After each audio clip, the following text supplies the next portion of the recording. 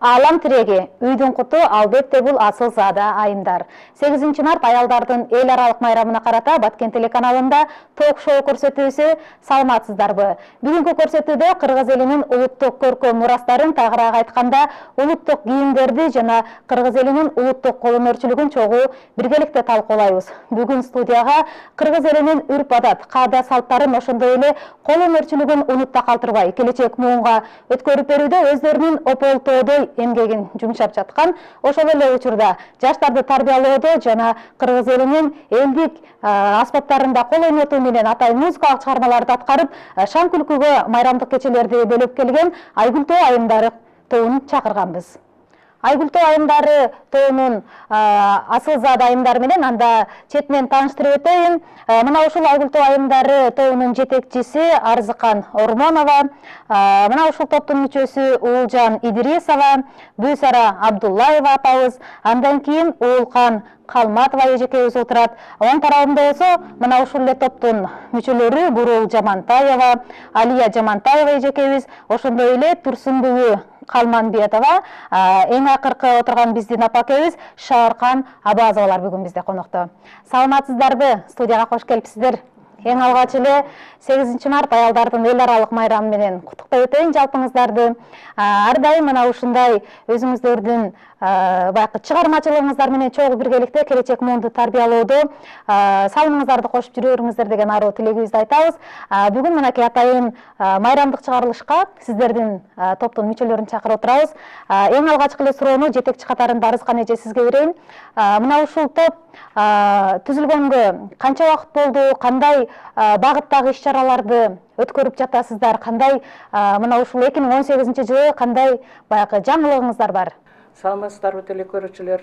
Биринчиден ушу бардыгыңыздарды кирип келе жаткан аялдардын эл аралык майрамы менен куттуктайм. Бүгүн сиздердин майрамды куттуктап биздин Баткен шаарында уюштурулган Айгүлтөө айымдары сиздердин алдыңыздарда келип отурат. Биздин топ 2009-жылы шаардык мэриянын алдында уюшулган. Топто 15-ке жакын аялдар бар. Бул аялдардын кесиптери ар түрдүү, ар кандай кесиптин ээлери. Мында эми көбүнчө музыкалык билими барлар. Биздин көркөм жетекчибиз Алия Жамантаева кана жогорку билимдүү десек болот. Калган аялдардын өзүнүн тубаса таланттары менен ушу эл алдына чыгып, өздөрүнүн өнөрлөрүн көргөзүп, кийинки муундарга тарбиялык мааниси бар иштерди алып барып жүрөбүз. Эми мен айта кете турган болсом, 2018-жылы Адеп, Иман жана Маданият жылында биз өтө көп жетишкендиктерге болдук. Биз КТРК каналы аркылуу уюштурулган долбоорго, 1 жылдык долбоорго катыштык. Мында биз шайыр апаларга, апалардан ак бата берүүсүнө, аялзатка деген телепередачага, андан кийин биз эң акырында май айында 2017-жылы Талас шаарында өткөн ошол шайыр апалардын жыйынтыгына катыштык. Булардын жыйынтыгы жаман болгон жок. Ошол жыйынтыгында биздин топко лауреат катары диплом тапшырылды. Ана топтун жетекчиси катары мага ошол Маданият министрлигинин маданияттын мыктысы деген төшбелги тапшырылды. Эми биздин аялдар жаш курактары боюнча дагы көбүнчө бардыгы десем деле болот, 90% пенсия жашындагылар. Бул аялдардын картайып, улгайып калдым дебестен, ушундай кийинки муундарга өздөрүнүн бир кандайдыр пайдалуу иштерин, колөнөрчүлүк болобу, каада салттар болобу, же болбосо кыргыздын бир ырларынан болобу, ушул кийинки муундарга калтырып, ушуларга бир үлгү болсок деген ниетте жүрүшөт. Рахмат чоң. Негизи баягы кыргыз элинин улуттук кийимдери бул ата бабадан калган баягы улуттук мурас, кенч болуп эсептелет экен да. Анан сиздердин кийимиңиздер дагы көпчүлүк учурда мына ушундай улуттук кийимдер менен жүрөсүздөр го. Эми мына ушул туурасында Бурул эжеке сизге суроо берейин. Улуттук кийим деген өзү эмне үчүн мына ушул сиздердин айымдар тобу көпчүлүк учурда ушул улуттук кийимдерди кийесиздер да? улуттук кийим деген ошо улуттун өзгөчөлүгү башка элден айырмалап турган бир белгиси болуп эсептелет. Анан бул айрыкча биздин кыргыз элибиз баягытадан биздин ата бабаларыбыз ушундай даанышман, акылман болушкан экен. Кийимдеринде да кандайдыр башкача бир касиеттер менен жасалганда, мисалы илгери биздин ак калпактын эле түзүлүшү конус түрүндө болуп, бул өзү баш менен иштешине кандайдыр бир физикалык касиети бар экен да, ала менен байланышканга.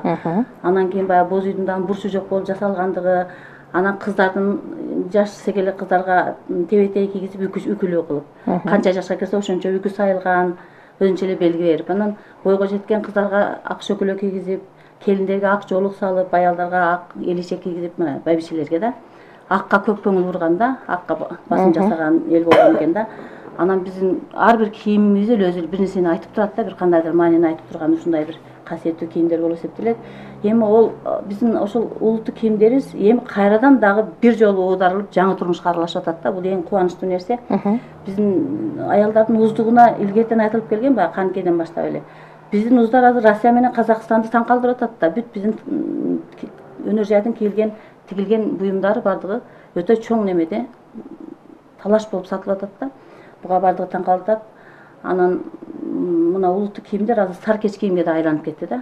Азыр илгери башка жактын кийимдерин алып калган болсок, азыр кечелерге, тойлорго ошондо өзүбүздүн эле улуттук кийимдин саркеч тигилген, аябай сонун тигилген кийимдерин кийип атабыз да. Кадимкидей турмушка аралашты, биз ушуга сүйүнсөк болот. Рахмат. Анан кыздар көбүнчө баягы үк топ кийсе, мынакей байбичелер мына ушундай сиздердин башыңыздардагыдай ак элечекти ороп келишкен да. Ак элечекти ороонун кандай тартиби бар? Кимиңиздер мына ушул кыргыз элинин элечеги туурасында айтып бересиздер? Мурдатан элдер көчмөн болуп жүрүшкөн, дагы ошо көчмөн болгондо баягы элечектин материалын 24-25 метр тиктеги узундуктагы материал менен, ак материал менен жасашкан.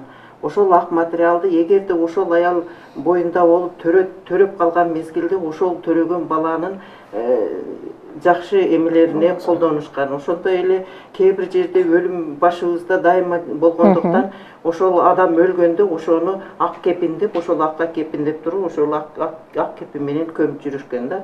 Ошон үчүн бул элечекти биринчиден жасаш үчүн биз ар бир адамдын өзүнүн ар бир формадагы белгилерин алып алабыз. Ошо белгиге карата ошол 25 метр эмени өзүнүн үлгүсү боюнча жасайбыз. Биринчи жасап аткан мезгилде башында ошол баягы эки жака бурап койгон элечектин метрин калтырабыз, андан кийин уже бирдей калыпта айландырып келип туруп, ошол 25 метрди башка толук айландырып бүтүп, акырында дагы 2 метр жер калтырып туруп, ошол калган 2 метр арт жагына жана алды жагына болуп туруп, адамдын ошол алды жактарын жана арт жактарын сулуу кылып көрсөтүш үчүн жаап турат ошо.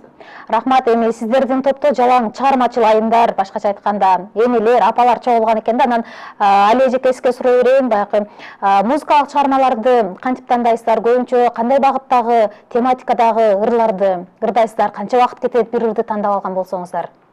Рахмат. Мен да ошол убакыттан пайдаланып элибизди, энелерди, эжелерди, сиңдилерди куттуктап кетем. Барыңыздардын майрамыңыздар менен. Сенин сурооңо жооп бере турган болсок, биз албетте өзү жаш курагыбызга байланыштуу, жаш курагыбызга туура келген маанидеги ырларды тандап алабыз. Мына бир ырды даярдаш үчүн албетте көп убакыт талап кылынат, анткени эжелер баардыгы иштешет ар бир жерде. Буларды күнүгө чакырганга болбойт. Бир жумада бир жолу же эки жолу чакырабыз да, бир ырды даярдаш үчүн бир айда 2 ай убакыт кетип калат. Мына ушу көбүнчө тарбиялык маанидеги ырларды, балдарга, жаштарга тарбиялык мааниси бар ырларды ырдаганга аракет кылабыз. Анда азыр мына ушул жерден тарбияга ыктаган адамга эмне керек деген ырды ырдап жүрөсүздөр. Мына ушул ырды теле көрүүчүлөргө, апаларыбызга майрамдык белек катарында тартуулап ырдап бербейсиздерби?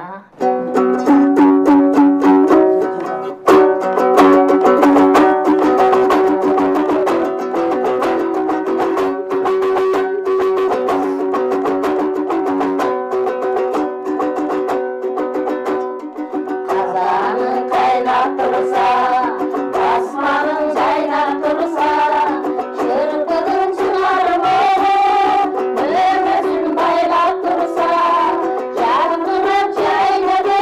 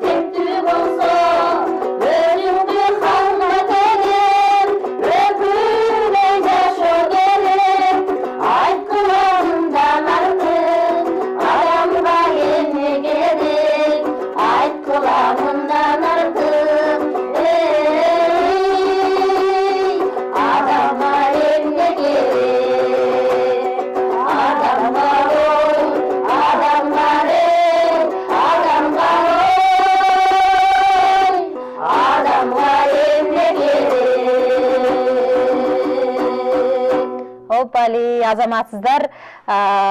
Ыраазычылык билдиребиз, студиябызды шаңга бөлүп өттүңүздөр. Сонун чыгарма болду. Эми кийинки суроого Шаркан эжеке сизге берейин. Учурда баягы жаштар арасында килем согуу өнөрү унутта калып баратат да. Негизи килем согуу деген эмне, сиз кандай килемдерди согосуз? Ошол туурасында кеп кылып айтып берсеңиз. Килем согуу деген бул унутта калды да. Азыр эми жаштар бардыгы кармабай койду. Килем кыйын болуп калды да. Анан мен калтырбай согуп атам машиналарга, окумуштарга. Эмне деген жиптерден согосуңар да? Кандай жиптер? Койдун жүндөрүдөн тытып, ийрип, анан onu ранга салып, илгери шөнтүп ийрет неме согот элек. Азыр энди заманбап кылып эле боек эле согуп атабыз. Соккондо мына ушул кичинекей жастык жага канча убакыт сарпталат? Бир апта кетет. Бир жума убакыт кетет демек, э? Бул килемдердин адамдын ден соолугуна пайдалуулугу барбы? Пайдалуулугу бар. Маселен, кандай пайдасы бар да? Айта бериңиздер. Кошумчалап айта бериңиздер. Табигый, мында синтетика жок, химиялык нерселер жок. Чыныгы натуралдык койдун жүнүнөн жасалганда бул өтө адам ден соолугуна жакшы. Анан массаж болот да. Отурса массаж болот жакшы. Рахмат. Анан менин көзүм түшүп турат, бул жерде курактын түрлөрү абдан көп, анан бай да. Курак жөнүндө айтып берсеңиздер, курактардын мисалы түрлөрү бар да. Түрлөрүн айтып бериңиз. Бул жерде бир гана баягы жууркан жастыктарга эмес, баягы атайын мынакей баштыкчаларды дагы жасап коюп коюпсуздар да. Ырби же болбосо каада салттар гана эмес, кыргыздын улуттук буюмдарын унуттагы калтырбай эле аны кийинки муунга жеткирели деп дагы аракет кылабыз да. Мен бул топто ушул өзүмдү куракчы катары эсептесем болот. Себеби мына алдыңарда турган буюмдар мына кичинек ушу жаштарга ылайык сумкалар десек болот. Көчөгө заманбап, көчөгө көтөрсө да болот. Бул болсо кичинекей телефон салса болот буга. Мына пенсия жашындагыларга өтө керек экен бул. Биз чоң сумкаларды көтөрүп жүрө албайт экенбиз. Буга ачкы салса болот экен, акча салса болот экен, телефон, анан мындай паспортторубузду салып көтөрүп жүргөнгө абдан мындай ыңгайлуу да. Мына ушул курактарды түшүрүп, кол баштыктарды чыгаруу идеясын каяктан алдыңыздар? Мисалы мына баягы сиз айткандай эле саркеч, заманбап, бул баягы чоңураак экен, анан арт жагында дагы баягы ачылып дагы бир топ эмелер бар экен да, замоктор бар экен. Мына азыр өзүң көрүп тургандай эле бул кичине сумка деп койсок болот. Бунун 3 жеринен ачса болот. Замокту бул жерге 3 жерине койгонмун да. Артына, алдына, анан мына эң үстүнө. Ооба, 3 жеринде. Муну болсо бул идея мен өзүм мындай баягы базарда сатылып аткан кичинекей сумкаларды да карап көрөм да. Муну кандай койгон замокторун, эми мындан кантип өзгөртсө болот экен деп туруп анан өзүм бир дагы өзүмдүн идеяларымды кошуп туруп анан үйгө келип ошол көргөн нерсем менен ойлогон оюмду айкалыштырып анан бир буюм чыгарууга аракет кылам да. Эми мына азыр мына жерде көрүп отурасыздар. Мына биздин баш кийимибиз болгон мына бул элечекти да мен өз колум менен жасадым. Анан бул дагы бир кыргыздын курак, бул кыргыздын илгертен бери келаткан унутулгус буюмдарынын бири десек болот. Ошондой эле мына жерде сайма турат. Мына сайма менен иштейбиз. Анан муну мен ошол бир эле өзүм иштебестен куракты башкаларга бекер үйрөтөм. Анан кийин ошол эгерде ошол кыз келиндер үйрөнүп, ошого кызыгып жасай турган болсо, мен алардын акчасын төлөп берип, кайра ошолор аркылуу иштешип буюмдарды чыгарабыз. Мына ушул жерде турган курак, сайма, мына бул дубалга азыркыча айтканда пано деп коюшат, килемчелер да, заманбап килемчелер. Ушуларды биз азыр жасап өзүбүздүн турмушубузда колдонуп жатабыз. Анан эгер ким буйртма берсе, ошолорго дагы жасап беребиз. Куракты куруу бул өзүнчө бир машакаттуу иш да. Анткени баягы майда кеземелерден куралат го. Анан кантип баягы жетишесиздер да, анткени баягы жаш өткөн сайын баягы тиги балким сиздер үчүн кыйынчылык жарататтыр, же болбосо тескерисинче кураган сайын, же болбосо атайын бир сайма сайып жаңы бир буюмду жараткан сайын эргүүдөн күч алат чыгарсыздар. Мына бул менин хоббим десем болот. Мен ошол баягы тигүү үчүн машинкам турган бөлмөмө бир күндө бир жолу сөзсүз кирип турам да. Кирип ошол жерде бир нерселерди жаратып, баягы өзүмдүн оюмдан жасалган идеяларымды ишке ашырууга аракет кылам. Анан жазгыл туура айтасың, мына жакында мына элечектер тиккенде мага бир элечекти 2,5-3 күндө тиккенге туура келди. Мага өтө кыйын болду. Биринчи аны кыркам, анан баягы кол иши менен жасалган жерин тигем, анан машинкага тигем. Бир элечекти 3 күндө жасадым дагы. Мен айттым, мен мынтип бир элечекти 3 күндө жасасам, мен 10-15 аялга качан жасап бүтөм муну деп, анан бул топто бул чебер аялдар бар. Анан келгиле деп аларды дагы чакырып, силер мен бир жан машинка менен тигип берейин, силер мына кол иштерин кылгыла деп көптөп анан ушинтип бүтүрдүк.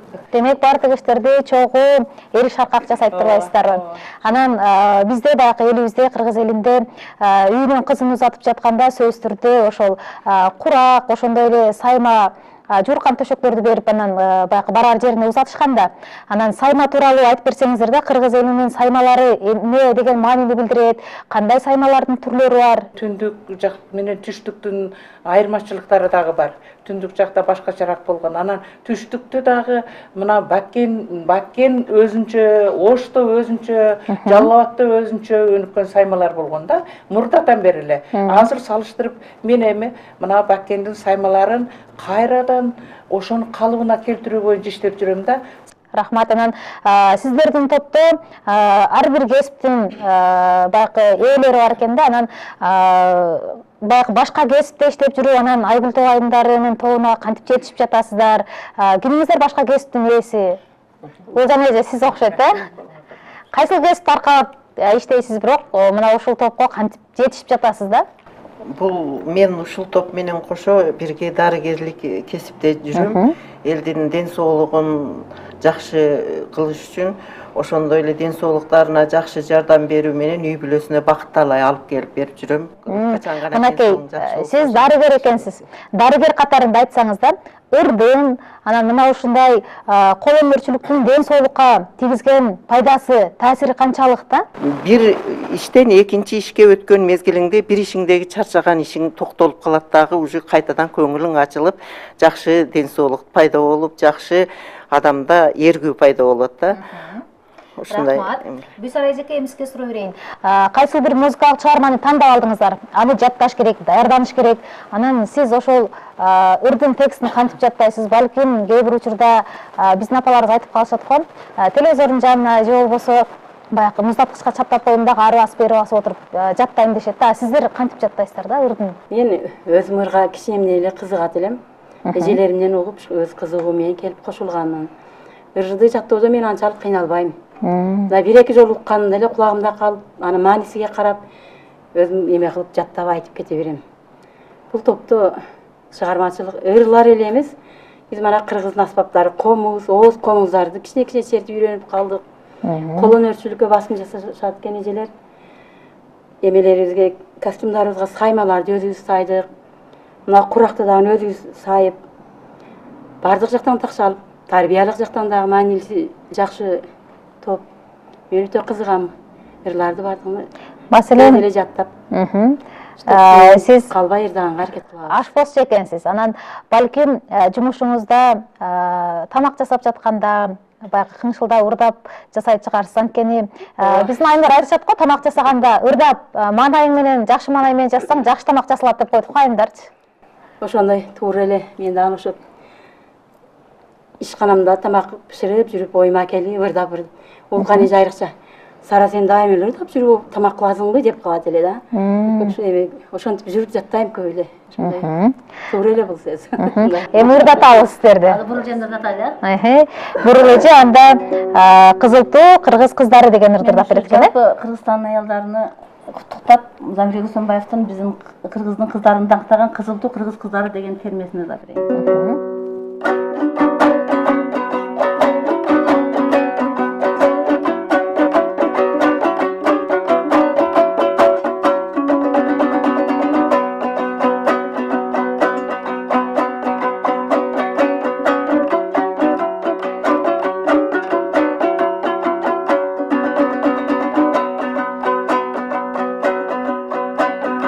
Сырдашым құмардау жазарым, сыздасам күйіт басарым, қатқырсам қошо қатқырым, қайғырсам табақ ашарым, кеткедей чақла жанашып, тең көрген жырғал азағым, ынағым өмір толқыны, ыр менен ыйық назарым, қиялым менен чалықтап, қыдырсам ырдым базарым, қылшақта бұлам қайрылып, қызылға түшіп назарым, айтуға қырғыз қыздарын алыстан түшті қазалым, қомызы меме таңшый бер, емесе қозғойлы бұзбай қатарын.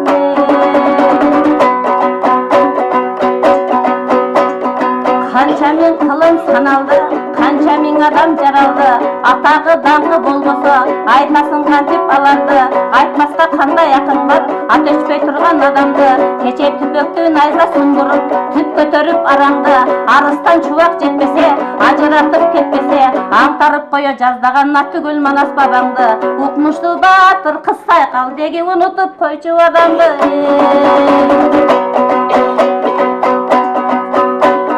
Арыстан айбат қыл албас, ажыдар тике тұра албас, аламды бұзар сүріні, адамзат жыдап тұра албас, қадимки манас жақтырған, Қанекей өзі қандай қыз, ақылы жандан башқаша, аламда жоқтыр андай қыз, Қанекей сұлу жөнінде, қаншықсақтағы танбай қыз, қанша мен сұлу берсе да Қанекей үшін албай қыз, тұрмыштың ұшыл белеген, елім ту қылып бейік қармай қыз.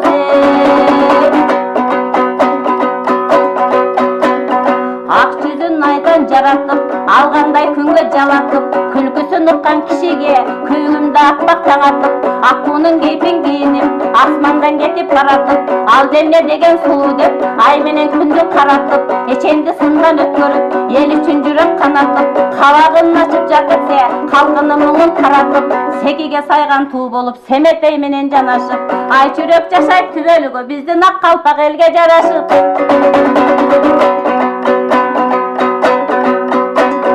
Тоғыздың екен кенжесі, товелден шықпас теңдеші, бір сызып өткен замандың, бір туылып қалған пендесі, артықша ішмер жез оймақ, адамның еки келбесі, арыстан батыр төштіктің, алмашыбайға бергесі, айтылу сұлу кенжеге, ардақтап сүйген дергесі, тұшынан елдің сайылған туыс емей анан емнесі, тұшынан елдің сайылған о туыс емей анан емнесі.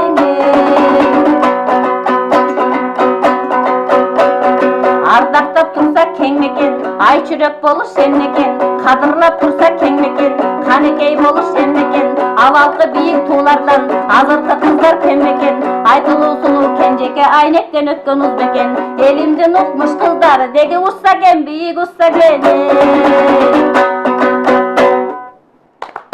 Азаматсыз. Сонун чыгарма болуп өттү. Кыргыздын кыздарын даң азалаган чыгарма экен. Ыраазычылык билдиребиз. Эми Улкан эжеке сизге сурай берейин. Мына ушул Айгүлтү айымдары тобуна келдиңиз. Келгенден кийин сиздин мүнөзүңүздө, кулк мүнөзүңүздө кандай өзгөрүү болду? Ушул Айгүлтү эми жаралган деле мен кошо келгенмин. Анан мурда деле мен 18 жашымда Баткенге келгенмин. 18 жашымдан келип ушу Комсомол уюму деген болчу илгери. Ошону жетектеп, ошол убакта мен өздүк көркөм чыгармачылыктарга катышып, анан дайыма биринчи местаны берчү эмесмин башында эле. Ар байбичелердин арасында эмеде көп сынактарга катышкам. Эми эмесем, эми ушуну менен азыр жүрөм, карасам дагы ушулар жаштар булар. Мен эң улуусу менмин бул жетиктеп. Кетким келбейт, дагы ырдагым келет. Анан кетсемби деп коем, дагы ырдагым келет. Ырдай бериңиз, кетпеңиз. Ыр деген кандай десем, бар жок десиңден чыгарат. Айрыкча ооруганыңды, эмеңди. Үйдө отурсаң, 2 күндө тура албай каласың. Анан ырга барсам эле айгып калам. Чындыгы деле. Аябай мага жакшы эме берип атат. Эми мен жаштарды мына бардыгын чакырат элем. Ырдагыла, мындай ойногула. Бул жамандык эмес, бүт эле жакшылык. Элдин эмесин көтөрүү, бирок кыйындыгы деле бар.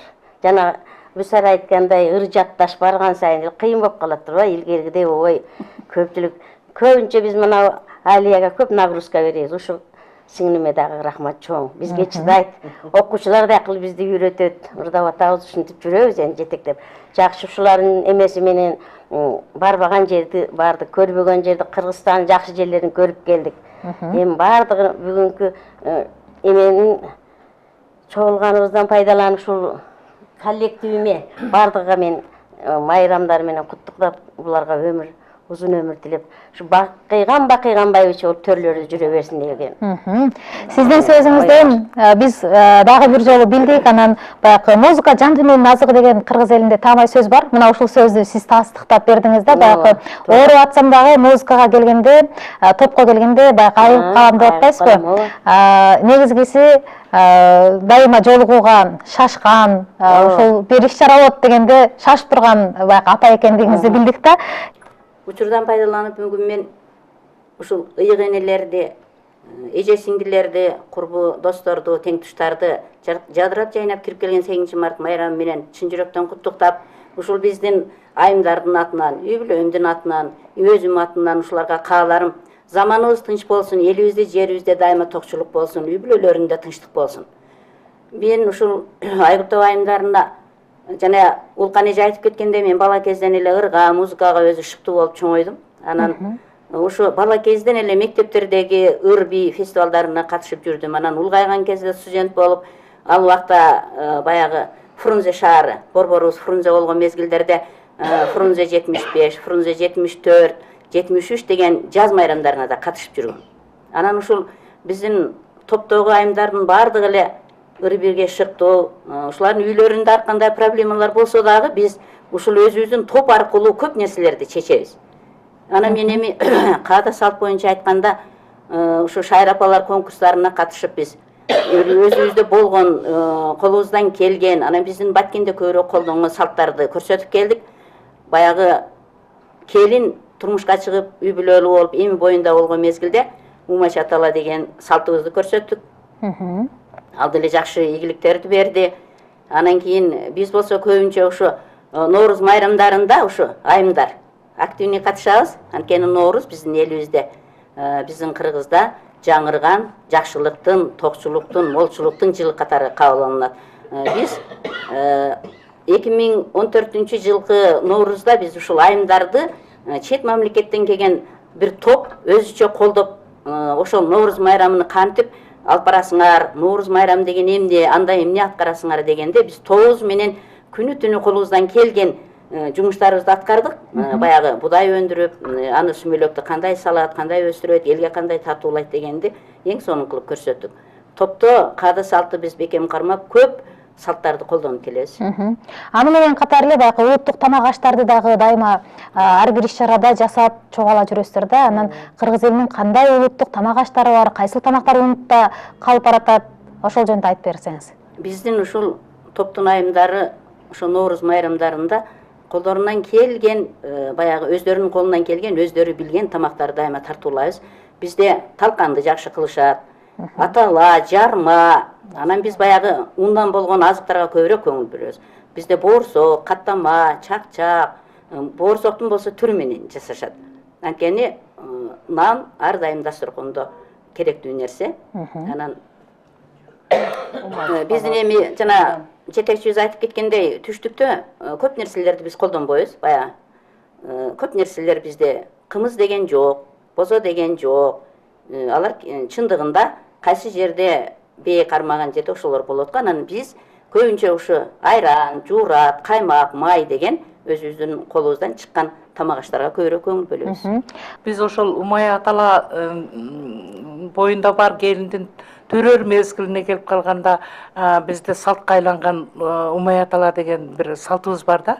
Анан ошону биз шайыр апалар Бишкекке барганда биз ошол программада ушундай бар экен да. Каада салтты көргөзүү, ар кимдин өзүнүн немесин, каада салттарын. Ошондо биз ушу салтты көргөзгөнүбүздө бул салт көп жерлерде жок экен. Бул мындай биздин Баткенде гана бар экен да. Ошондо айтышты да, биз мындайды көргөн эмеспиз. Бул бир өзгөчө салт экен деп айтышты. Анан ошол эле салтты көргөзүү менен бирге биз ошол жерде умач атала дегенди биз ошол жерде жасап, ошол жерде калыстар тобуна тартууладык биз. Ошондон даам татышты. Андан кийин бизде мына калама патирлер бар.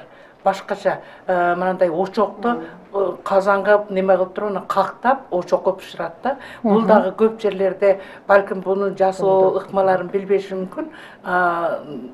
Бирок ушулар жасалат.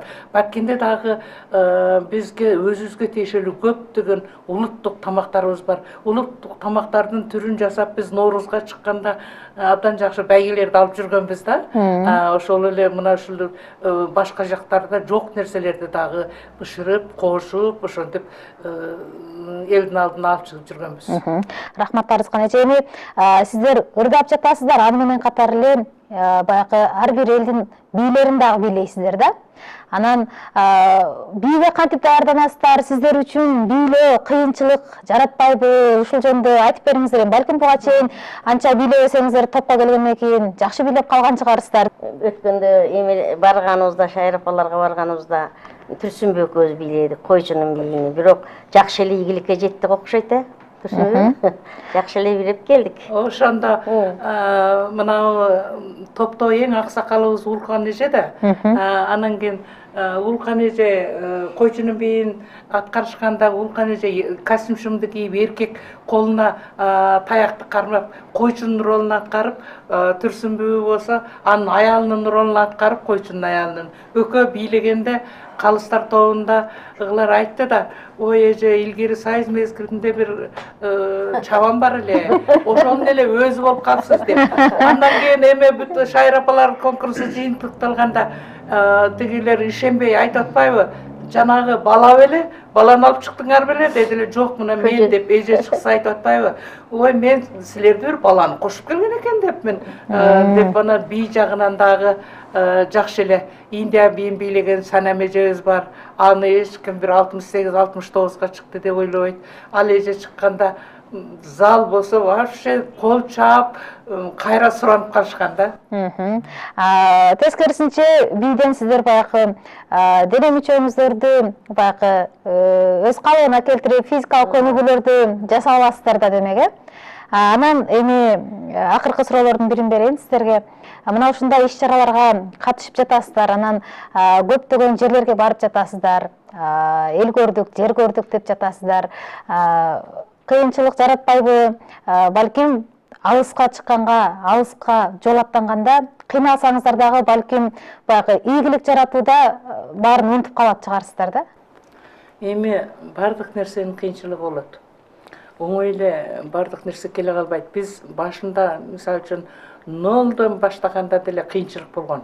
Андан кийин формадан кыйынчылык болду. Биз көбүнчө финансы жагынан кыйналдык, анан транспорттон кыйналабыз, бир жакка жөнөгөндө. Бирок бизди шаардык мэрия көбүнчө Бишкекке барганыбызда ушу транспорт менен камсыз кылды. Биз ушул мезгилден пайдаланып, ушул убакыттан пайдаланып, биз шаардык мэриянын жетекчилерине дагы рахмат айтып коюшубуз керек.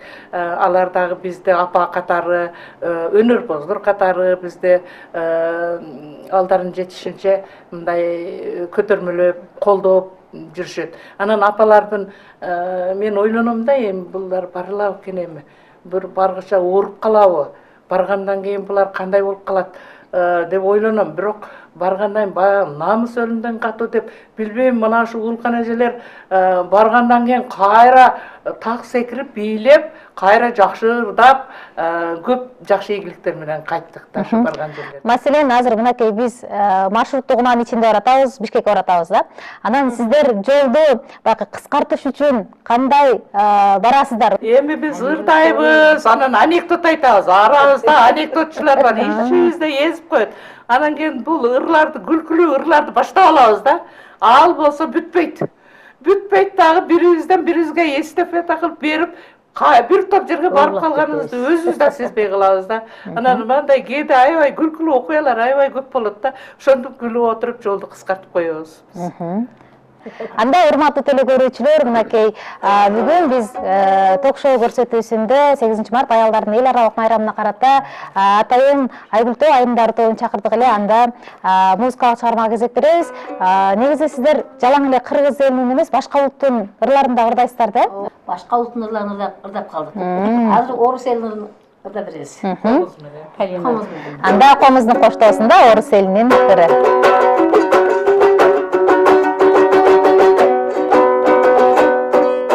Ой, цветет калина, поле уруча, Аня молодого полюбила я, Аня полюбила на свою беду, не могу открыться, слов я не найду, не могу открыться, слов я не найду.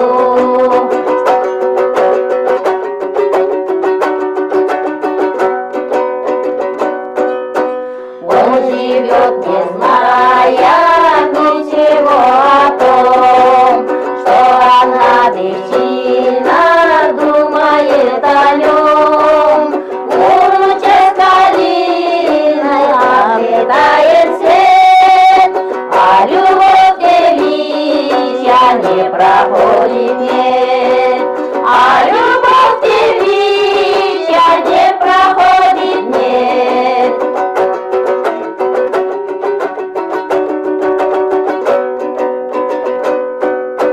А любовь девичья день за днем сильней. Как же мне открыться, рассказать о ней? Я хожу, не зная волю над словом. Милый мой хороший, догадайся сам. Милый мой хороший, догадайся сам. Милый мой хороший, догадайся сам. Ой, азаматсыздар, сонун чыгарма болуп өттү. Сиздерге ыраазычылык билдирейин. Атайын студияга келип, кыргыз элинин мына ушундай колөнөрчүлүгү, ооз чеберчилиги, ыр жөнүндө жалпы бизге баягы маалымат берип өттүңүздөр. Атайын убактыңыздарды бөлүп студияга келип, биздин студияны шаңга бөлүп бердиңиздер. Ыраазычылык билдирем. Майрамыңыздар кут болсун дагы бир жолу. Дайыма башыңыздардан ак элечек түшпөй, жаш моонду, келечек моонду жакшы жакка үндөгөн, тарбиялаган, ошол эле учурда каада салт, үрп адатты дайыма чогуу алып жүргөн биздин мына ушундай баягы куттуу байбичелерибиз аман болуңуздар. Сиздерге ыраазычылык билдирем. Өмүр, ден соолук каалайм сиздерге. Ушуну менен Баткен телеканалында ток-шоу көрсөтүүсү соңуна чыкты. Бүгүнкү көрсөтүүбүз улуттук көң өргүс мурастар туурасында болду. Көрсөтүүнү мен Жазгүл Кудайбердиева алып бардым. Эң негизгиси ар бирибиз өз элибиздин, улутубуздун салт, үрп адатын чогуу биргеликте дайыма кармап жүрөлү. Мына ушуну менен коштошобуз. Саламатта калыңыздар.